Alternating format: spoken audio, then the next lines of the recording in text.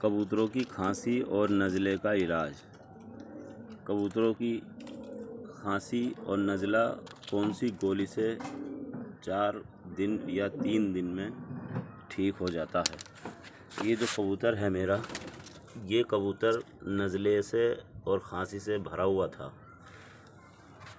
और एक वो कबूतर जो सामने भुर्रा है वो भी कबूतर नज़ले से और खांसी से भरा हुआ था। अब आपके सामने ये दोनों कबूतर बैठे हैं और ये गोली हैं वो जिनके मैं रेपर दिखा रहा हूँ। ये जो गोली है इसका नाम है सेप्ट्रॉन। ये सेप्ट्रॉन है गोली। इस गोली से नज़ला जो होता है वो ठंड से होता है, खांसी जो होती है वो ठंड बैठने से होती है।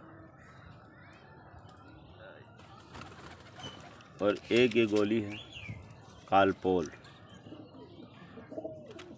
ये गोली कालपोल। ये गोली है गुडसेप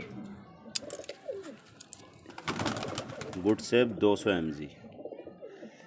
इन तीनों गोलियों को पानी में डालकर और मिलाकर के पिला दिया जाए, और इसी तरीके से 3 दिन तक इस गोली का पानी पिलाना है, और इसका जो रिज़ल्ट है वो 3 दिन में आपको दिख जाएगा। इस वीडियो को ज़्यादा से ज़्यादा शेयर करें, सब्सक्राइब करें।